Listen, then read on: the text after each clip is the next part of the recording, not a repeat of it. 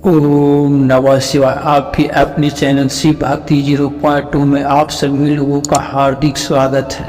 ओम कृष्णाय वासुदेवाय हरे परमात्माय ने प्रणत क्लेशनाशाय गोविंदाय नमो नमः। हरे कृष्ण। आज की कथा में आप सभी भक्तों का हार्दिक स्वागत है। भगवान श्री कृष्ण और श्रीमती राधा रानी की कृपा सदैव आप और आपके समस्त परिवार पर बना रहे। आज आप सुनेंगे श्री हरि विष्णु का 25वां अध्याय। कल का कथा सुनने के लिए आप सभी भक्तों का बहुत बहुत आभार। अब भगवान श्री कृष्ण का ध्यान करके आज का पावन कथा का प्रारंभ करते हैं। श्री जनक जी ने पूछा, हे मुने, माँ भगवान श्री कृष्ण चंद्र का दर्शन प्राप्त करके संपूर्ण देवताओं ने आगे क्या किया, आप मुझे यह बताने का कृपा करें। तब श्री नारद जी कहते, हे राजन, उस समय सबके देखते देखते अष्टभुजाधारी वैकुंठाधिपति भगवान श्री हरि उठे और साक्षात भगवान श्री कृष्ण के श्री विग्रह में ही लीन हो गए। उसी समय कोटि सूर्यों के समान तेजस्वी प्रचंड पराक्रमी पूर्ण स्वरूप भगवान नरसिंह जी पधारे और भगवान श्री कृष्ण के तेज में वह भी समा गए। इसके बाद सहस्त्र भुजाओं से सुशोभित श्वेत दीप के स्वामी विराट पुरुष, जिनके शुभ रथ में सफेद रंग के लाख घोड़े जुते हुए थे, उस रथ पर आरूढ़ होकर वहां आए। उनके साथ श्री लक्ष्मी जी भी थे। वह अनेकों प्रकार के अपने आयुधों से संपन्न थे। पार्षदगण चारों ओर से उनकी सेवा में उपस्थित था।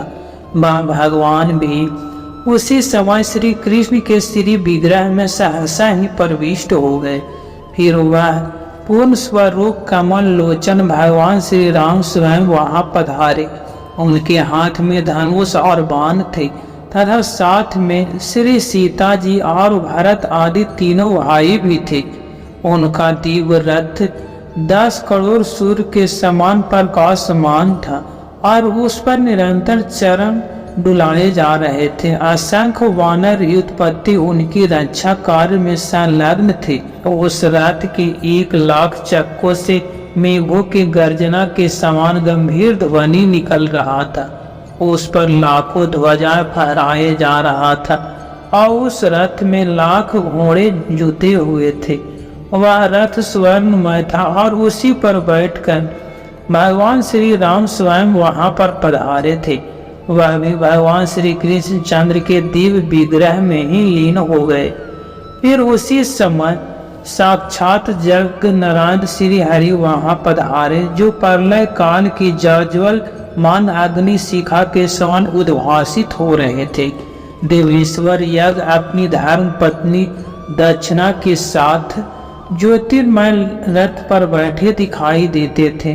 वह भी उस समय श्याम विग्रह भगवान श्री कृष्ण चंद्र में ही लीन हो गए। तब पश्चात साक्षात भगवान नर और नारायण वहां पधारे। उनके शरीर की कांति मेघ के समान श्याम था। उनके 4 भुजाएं था, नेत्र विशाल थे और वह मुनि के बेहेश में थे। उनके सिर का जटा जुट कौंधती हुई करोड़ों बिजलियों के समान दिव्यमान था। उनका दीप्ति मंडल सब ओर से उद्भासित हो रहा था और दिव्य मुनीन्द्र मंडलों से मंडित वह भगवान नारायण अपने अखंडित ब्रह्मचर्य से शोभा पाते थे। हे राजन, सभी देवता आश्चर्य युक्त मन से उनकी ओर देख रहे थे, किंतु वह भी श्याम सुंदर भगवान श्री कृष्ण में तत्काल ही लीन हो गए। इस प्रकार के विलक्षण दिव्य दर्शन प्राप्त करके संपूर्ण देवताओं को महान आश्चर्य हुआ। उन सबको यह भली भांति ज्ञात हो गया कि परमात्मा श्री कृष्ण चंद्र जी स्वयं परिपूर्णतम भगवान है। तब वह उन परम प्रभु की स्तुति करने लगे। देवता बोले कि जो भगवान श्री कृष्ण चंद्र पूर्ण पुरुष, पर से भी परे, यज्ञों के स्वामी, कारण के भी परम कारण, परिपूर्णतम परमात्मा और साक्षात गोलोक धाम के अधिवासी हैं। इन परम पुरुष श्री राधा वर को हम सादर नमस्कार करते हैं। योगेश्वर योग कहते हैं कि आप परम तेजा पुंज हैं, शुद्ध अंतःकरण वाले हैं। भक्तजन ऐसा मानते हैं कि आप लीला विग्रह धारण करने वाले अवतारी पुरुष, परंतु हम लोगों ने आज आपके जिस स्वरूप को जाना है वह अद्वैत, सबसे अभिन्न, एक अद्वितीय है। अतः आप महत्तम तत्व को एवं महात्माओं के भी अधिपति हैं। आप पर ब्रह्म परमेश्वर को हमारा नमस्कार है।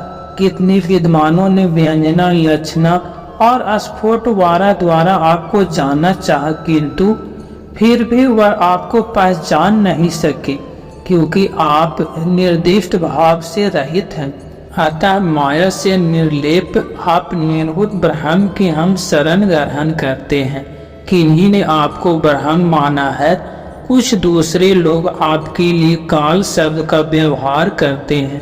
कितनों की ऐसी धारणा है कि आप शुद्ध प्रशांत स्वरूप हैं, तथा कतिपय मीमांस लोगों ने तो यह मान रखा है कि पृथ्वी पर आप कर्म रूप से विराजमान हैं।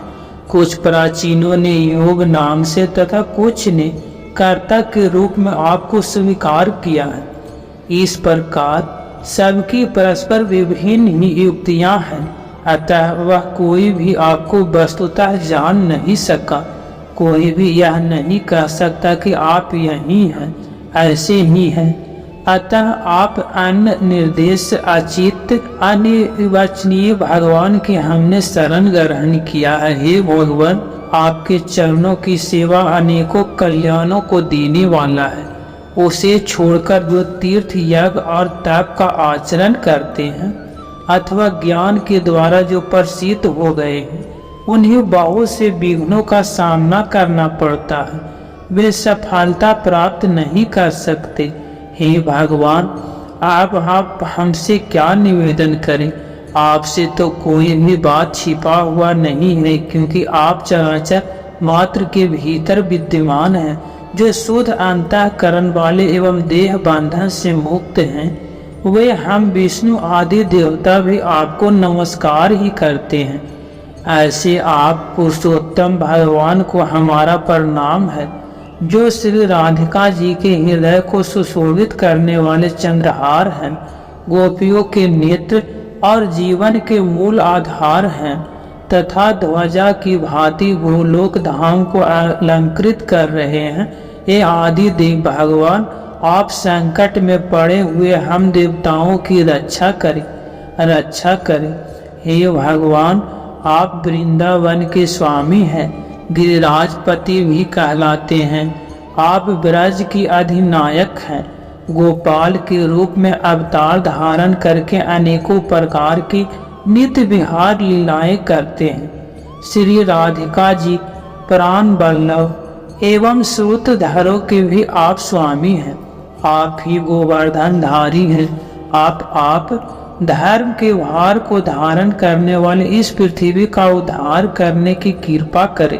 श्री नारद जी कहते हैं, इस प्रकार स्तुति करने पर गोकुलेश्वर भगवान श्री कृष्ण प्रणाम करते हुए देवताओं को संबोधित करके मेघ के समान गंभीर वाणी में बोले। श्री कृष्ण भगवान ने कहा कि ब्रह्मा, शंकर एवं अन्य देवताओं, तुम सब मेरी बात सुनो। मेरे आदेशानुसार तुम लोग अपने अंशों से देवियों के साथ युद्ध कुल में जन्म धारण करो। मैं भी अवतार लूंगा और मेरे द्वारा पृथ्वी का भार दूर होगा। मेरा यह अवतार यदुकुल में होगा और मैं तुम्हारे सब कार्य सिद्ध करूंगा। वेद मेरी वाणी, ब्राह्मण मुख और गौ शरीर, सभी देवता मेरे अंग हैं। साधु पुरुष तो हृदय में वास करने वाले प्राण ही हैं। अतः प्रत्येक युग में जब दम्भ पूर्ण दुष्टों द्वारा इन्हें पीड़ा होता है और धर्म, यज्ञ तथा दया पर भी आघात पहुंचता है, तब मैं स्वयं अपने आप को भूतल पर प्रकट करता हूँ। श्री नारद जी कहते हैं, जिस समय जगतपति भगवान श्री कृष्ण चंद्र इस प्रकार बातें कर रहे थे, उसी क्षण अब प्राणनाथ से मेरा वियोग हो जाएगा, यह समझकर श्री राधिका जी व्याकुल हो गए और दाना नल से लता से मूर्छित होकर गिर पड़े। उनके शरीर में अश्रु, कंप, रोमांच आदि सात्विक भावों का उदय हो गया। श्री राधिका जी ने कहा कि आप पृथ्वी का भार उतारने के लिए भूमंडल पर आवास पधारे, परंतु मेरी एक प्रतिज्ञा है, उसे भी सुन ले। हे प्राणनाथ, आपके चले जाने पर एक क्षण भी मैं यहाँ जीवन धारण नहीं कर सकूंगा, और यदि आप मेरी इस प्रतिज्ञा पर ध्यान नहीं दे रहे तो मैं दोबारा भी कह रहा हूँ, अब मेरे प्राण आदि तक पहुँचने तक अत्यंत विबल है। यह इस शरीर से वैसे ही उड़ जाएंगे जैसे कपूर के धूलि कण। श्री भगवान बोले, हे राधिके, तुम विषाद मत करो, मैं तुम्हारे साथ चलूंगा और पृथ्वी का भार दूर करूंगा। मेरे द्वारा तुम्हारे बात अवश्य पूर्ण होगा। तब श्री राधिका जी ने कहा, परंतु प्रभु, जहाँ वृंदावन नहीं है, यमुना नदी नहीं है और गोवर्धन पर्वत भी नहीं है, वहाँ मेरे मन को सुख नहीं मिलता। नारद जी कहते हैं, श्री राधिका जी के इस प्रकार कहने पर भगवान श्री कृष्ण ने अपने धाम से 84 कोस भूमि, गोवर्धन पर्वत एवं यमुना नदी को भूतल पर भेजा। उस समय संपूर्ण देवताओं के साथ ब्रह्मा जी ने परिपूर्णतम भगवान श्री कृष्ण को बार बार प्रणाम करके कहा। श्री ब्रह्मा जी ने कहा, हे भगवान, मेरे लिए कौन सा स्थान होगा, आप कहाँ पधारेंगे तथा यह संपूर्ण देवता किन ग्रहों में रहेंगे और किन किन नामों से इनकी प्रसिद्धि होगा। श्री भगवान ने कहा कि मैं स्वयं वासुदेव और देवकी के यहाँ प्रकट होऊंगा और मेरे कला स्वरूप यह शेष रोहिणी के गर्भ से जन्म लेंगे, इसमें कोई संशय नहीं है। साक्षात लक्ष्मी राजा भीष्म के घर पुत्री के रूप में उत्पन्न होगी, इनका नाम रुक्मिणी होगा और पार्वती जामवती के नाम से प्रकट होंगे। यज्ञ पुरुष की पत्नी दक्षिणा देवी वहाँ लक्ष्मणा नाम धारण करेगी। यहाँ जो बिरजा नाम की नदी है वहीं कालिंदी नाम से विख्यात होगा। भगवती लज्जा का नाम भरदा होगा। समस्त पापों का प्रशमन करने वाली गंगा मित्रविंदा नाम धारण करेगी। जो इस समय कामदेव हैं वे ही रुक्मिणी के गर्भ से प्रद्युम्न रूप में उत्पन्न होंगे। प्रद्युम्न के घर तुम्हारा अवतार होगा। उस समय तुम्हें अनिरुद्ध कहा जाएगा, इसमें कुछ भी संदेह नहीं है। यह भस्म जो द्रोण के नाम से प्रसिद्ध है, ब्रज में नंद होंगे और स्वयं इनकी प्राण प्रिया धारा देवी यशोदा नाम धारण करेगी। सुचंद्र वृषभानु बनेंगे तथा इनकी साधारण कलावती धारा धाम पर कीर्ति के नाम से प्रसिद्ध होगा। फिर उन्हीं के यहाँ इन श्री राधिका जी का प्रकाश होगा और मैं ब्रज मंडल में गोपियों के साथ सदा रास विहार करूँगा।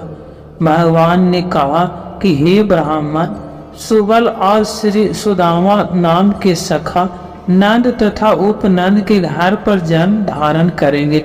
इसी प्रकार और भी मेरी सखा हैं जिनके नाम अशोक, कृष्ण, अर्जुन एवं अंशु आदि हैं। वे सभी 9 नंदों के यहाँ प्रकट होंगे। ब्रजमंडल में जो 6 ब्रिज भानु हैं उनके गृह में विशाल, ऋषभ, तेजस्वी, देवप्रस्थ और बरोधर नाम के मेरा सखा अवतरण होंगे। श्री ब्रह्मा जी ने पूछा, हे देवेश्वर, किसे नंद कहा जाता है और किसे उपनंद तथा वृषभान के क्या लक्षण हैं?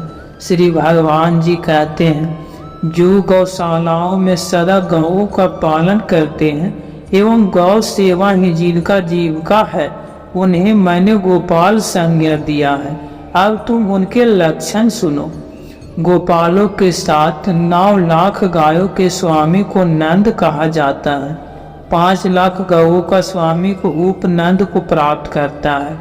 वृषभानु नाम उसका पता है, जिसके अधिकार में 10 लाख गौएं रहती हैं। ऐसे ही जिसके यहाँ 1 करोड़ गौएं की रक्षा होता है, वह नंद राज कहलाता है।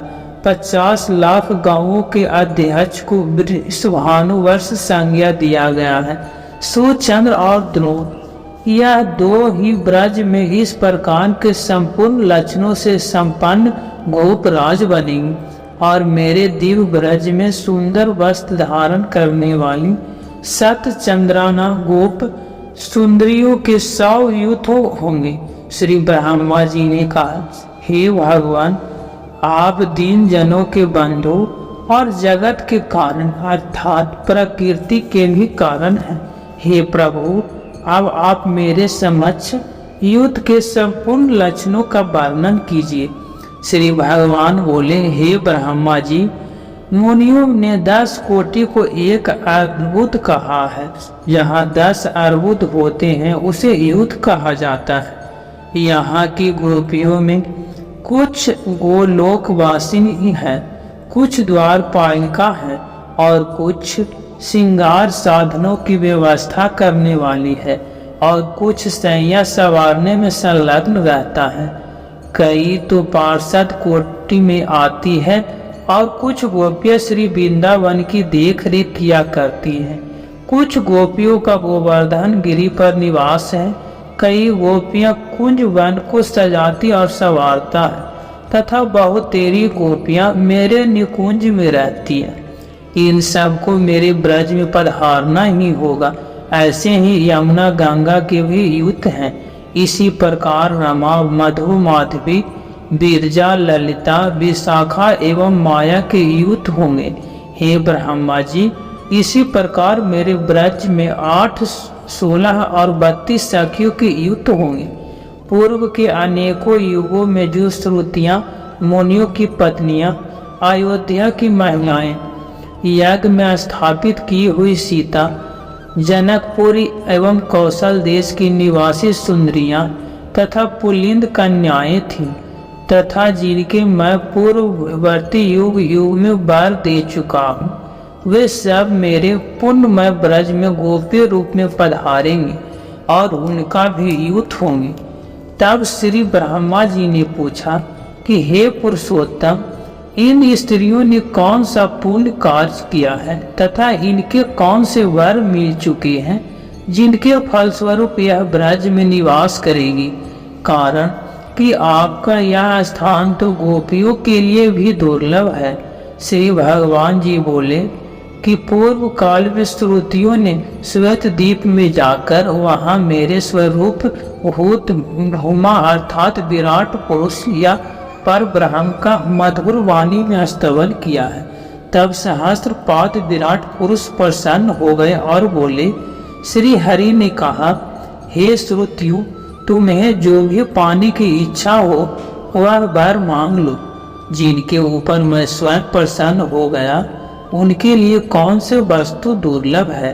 श्रुतियाँ बोली, हे भगवान, आप मन और वाणी से नहीं जाने जा सकते, अतः हम आपको जानने में असमर्थ हैं।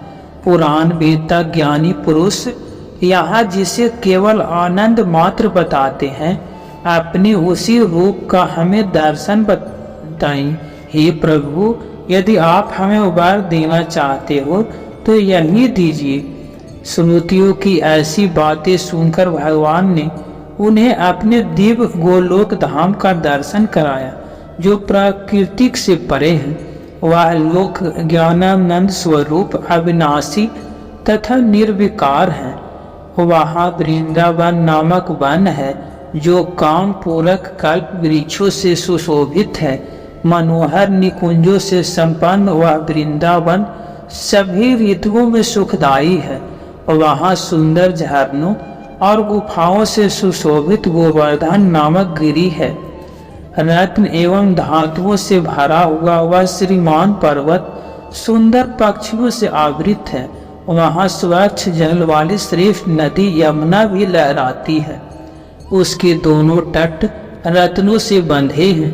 हंस और कमल आदि से वह सदा व्याप्त रहता है। वहाँ विविध रस रंग से उन्मत्त गोपियों का समुदाय शोभा पाता है। उसी गोपी समुदाय के मध्य भाग में किशोर वैश्य सुशोभित भगवान श्री कृष्ण विराजते हैं। उन सुस्तियों को इस प्रकार अपना लोक दिखाकर भगवान बोले, कहो तुम्हारे लिए अब क्या करूं? तुमने मेरा यह लोक तो देख ही लिया, इससे उत्तम दूसरा कोई वर नहीं है। श्रोतियों ने कहा, हे प्रभु, आपके करोड़ों कामदेवों के समान मनोहर श्री विग्रह को देखकर हमें कामनी भाव आ गया है और हमें आपसे मिलने की उत्कट इच्छा हो रहा है। हम विग्रह ताप से संतप्त हैं, इसमें संदेह नहीं है। अतः आपके लोक में रहने वाली गोपियां आपका संग पाने के लिए जैसे आपकी सेवा करती हैं, हमारी भी वैसी ही अभिलाषा है। श्री हरि बोले, हे श्रुतियों, तुम लोगों का यह मनोरथ दुर्लभ एवं दुर्घट है, फिर भी मैं इसका भली भांति अनुमोदन कर चुका हूँ, अतः यह सत्य होकर रहेगा। आगे होने वाली सृष्टि में जब ब्रह्मा जगत की रचना में संलग्न होंगे, उस समय सरस्वत कल्प बीतने पर तू सभी श्रुतियां ब्रज में गोपियां होगी। गुरु मंडल पर भारतवर्ष में मेरे माथुर मंसन के अंतर्गत वृंदावन में रास मंडल के भीतर मैं तुम्हारा प्रीतम बनूंगा। तुम्हारा मेरे प्रति सुदृढ़ प्रेम होगा जो सब प्रेमों से बढ़कर है। तब तो सब श्रुतियां मुझे पाकर सफल मनोरथ होगी। श्री भगवान जी कहते हैं, हे ब्रह्मा जी, पूर्व कल्प में मैंने वर दे दिया, अब उसी के प्रभाव से वे श्रुतियां ब्रज में गोपियां होगी। अब अन्य गोपियों के लक्षण सुनिए। त्रेता युग में देवताओं की रक्षा और राक्षसों का संहार करने के लिए मेरे स्वरूप भूत महापराक्रमी श्री रामचंद्र जी अवतरण हुए थे।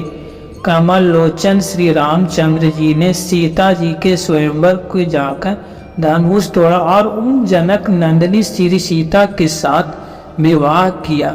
हे ब्रह्मा जी, उस समय पर जनकपुर की स्त्रियां श्री राम को देखकर प्रेम विवल हो गया। हरे कृष्ण।